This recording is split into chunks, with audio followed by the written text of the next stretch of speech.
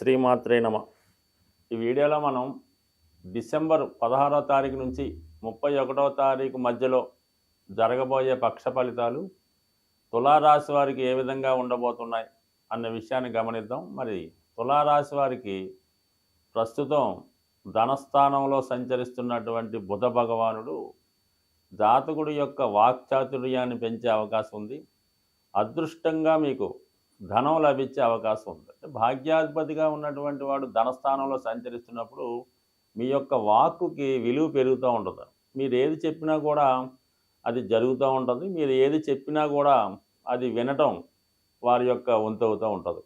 అలాగే ఎక్కువగా ఈ తులారాశిలో సెలబ్రిటీ రంగం అయినటువంటి సినిమా, యూట్యూబ్, టీవీ రంగంలో ఉన్న వాళ్ళకి వారి యొక్క నటనకి, వాళ్ళలో ఉన్నటువంటి టాలెంట్కి తగిన గుర్తింపు రావడం, అలాగే మీ యొక్క ఆదాయం కూడా పెరిగే అవకాశం ఉంది.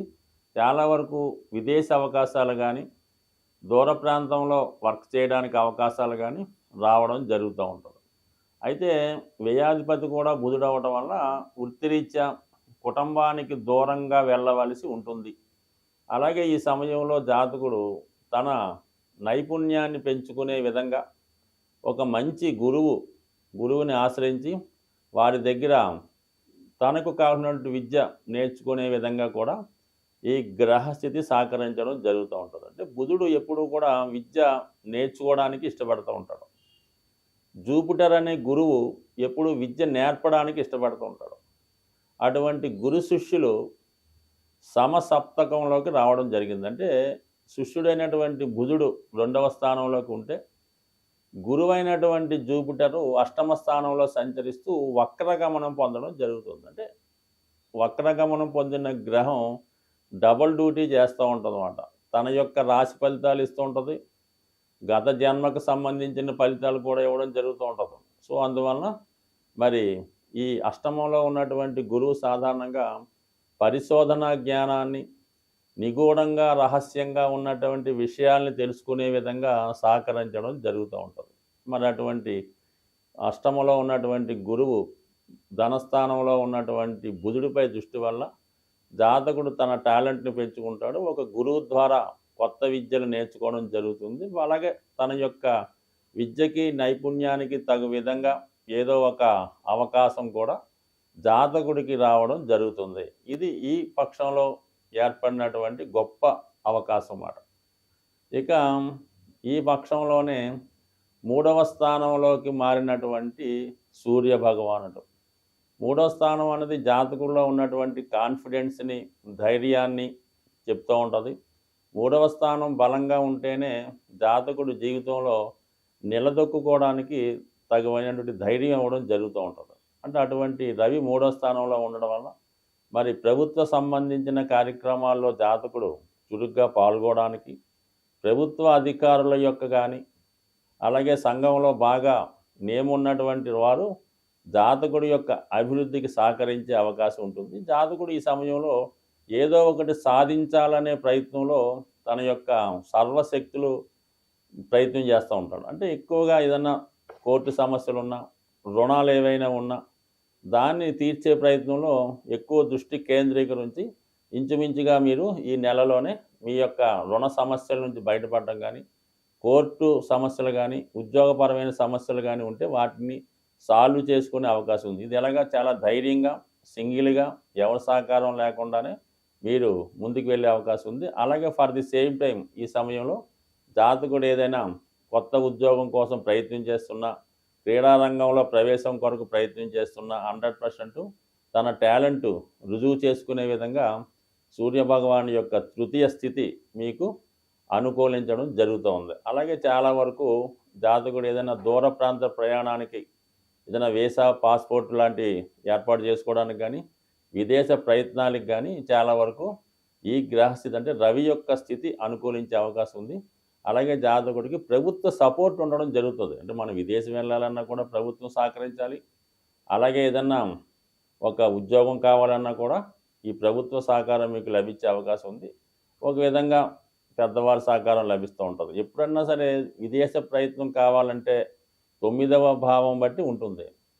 అది 9వ భావం యాక్టివేట్ అవ్వాలంటే ముందుగా 3వ భావం అంటే దగ్గర ప్రయాణాలు కూడా యాక్టివేట్ అవ్వాలన్నమాట. ఈ 2 కలిసినప్పుడే మీరు జాతకుడు విదేశానికి అవకాశం రావడం జరుగుతుంటుంది కాబట్టి అటువంటి ప్రయత్నం ఈ సమయంలో సఫలీకృతం అయ్యే అవకాశం ఉంది. దానికి అనుగుణంగానే మీకు ఈ ఆర్థిక పర సహకారం కూడా లభించే అవకాశం ఉంది. మొత్తం మీద ఏంటంటే తులారాశి వారు తమ యొక్క టాలెంట్ రుజువు చేసుకునే విధంగా ఇంకా ఇంప్రూవ్ చేసుకునే విధంగా ఇప్పుడు ఉన్నటువంటి ఈ గ్రహస్థితి అనుకూలిస్తుంది. 2024 సంవత్సరం చివరి పక్షంలోకి రావడం జరిగింది. మొత్తం మీద ఆడుతూ పాడుతూ ఈ సంవత్సరం అంతా గడిచిపోవడం జరిగింది. మరి 2024 న్యూమరాలజీ ప్రకారం 8వ సంఖ్య రావడం వల్ల ఈ సంవత్సరం ఎవరైతే బాగా హార్డ్ వర్క్ చేసి కష్టపడ్డారో వాళ్ళు పైకి రావడం జరిగింది. ఎవరైతే చాలా హ్యాపీగా జీవితాన్ని జాలీగా గడుపుతూ ఉన్నవాళ్ళు మాత్రం ఖచ్చితంగా ఇబ్బంది పడడం, నష్టపోవడం జరిగింది. రాబోయే 2025 సంవత్సరం మొత్తం టోటల్గా 9 రావడం వలన గత సంవత్సర కాలంగా ఆగిపోయినటువంటి రియల్ ఎస్టేట్ వ్యాపారం తిరిగి పుంజుకోవడం జరిగింది. సాధారణంగా మరి ప్రజలంతా కూడా చాలా విలాసంగా హ్యాపీగా ఉండాలంటే రియల్ ఎస్టేట్ బాగున్నప్పుడు ఏంటంటే మనీ రొటేషన్ పెరిగి చాలా సపోర్ట్గా ఉంటుందన్నమాట. మరి అటువంటి రియల్ ఎస్టేట్ పెరగడం 2025 కాబట్టి చాలా వరకు ఈ సంవత్సరంలో నష్టపోయిన వారు రాబోయే సంవత్సరంలో తిరిగి దానికి 10 పొందే విధంగా మరి రాబోయే నూతన సంవత్సరం చెప్తుంది.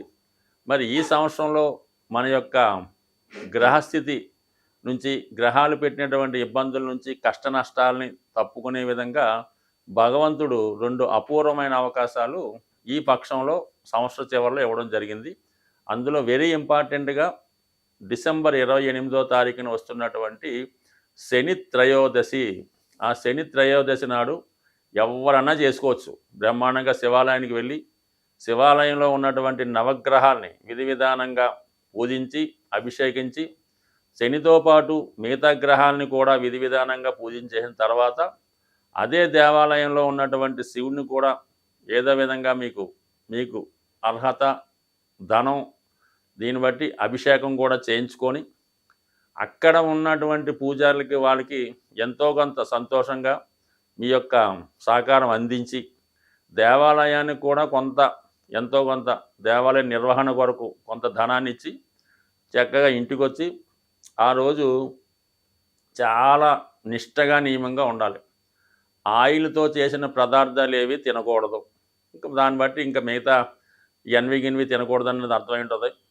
అలా చెప్పలేదు కదండి అని కొన్ని తినేవాళ్ళు ఉంటారు. కానీ ఎట్టి పరిస్థితుల్లో కూడా కేవలం ఫ్రూట్స్ అలాగే ఏదో జావ లాంటివి తాగడం, ఆ ఒక్కరోజు నేల మీద సాపేసుకొని సింపుల్గా పడుకోవడం, మంచాల మీద కానీ అలాగే మిగతా కార్యక్రమాల్లో కానీ భార్య పక్కన కానీ అలా పడుకోకుండా చాలా బ్రహ్మచారులుగా స్వామి అయ్యప్ప దగ్గరికి వెళ్ళినప్పుడు ఏ విధంగా ఉంటారో ఆ ఒక్కరోజు గడపండి. ఆదివారం పొద్దున్నే చక్కగా లేచి స్నానం చేసి సూర్య నమస్కారం చేసుకొని ఆదివారం కూడా మీరు నియమంగా ఉండాలి. అంటే కొంత పర్వాలేదు కానీ మందు గింజ అలాంటివి తాగకుండా ఆదివారం కూడా నియమంగా ఉంటే మరి అదే రోజు మాస శివరాత్రి కూడా వస్తుంది 29వ తారీఖు కాబట్టి ఆ రోజు శివుడికి అభిషేకం చేసుకోవడం వల్ల అంటే మొత్తం మీద ఏంటంటే 28, 29 ఈ 2 రోజులు కూడా ప్రత్యేకంగా శని భగవానుడికి, శివుడికి, భగవంతునికి అర్పించి వీలైతే ఆ 2 రోజులు చాలా నిడారంభరంగా వేరే పని లేకపోయినా పడదు కానీ అది చేసుకుంటే ఖచ్చితంగా ఈ సంవత్సరం మీ యొక్క దురదృష్టంతో పోయి వచ్చే సంవత్సరం ఆనందంగా హ్యాపీగా ఉంటారని ఆశిస్తూ హ్యాపీ న్యూ ఇయర్ అనుకుందాం. 2029లో తిరిగి మళ్ళీ కలుసుకుందాం. స్వస్తి.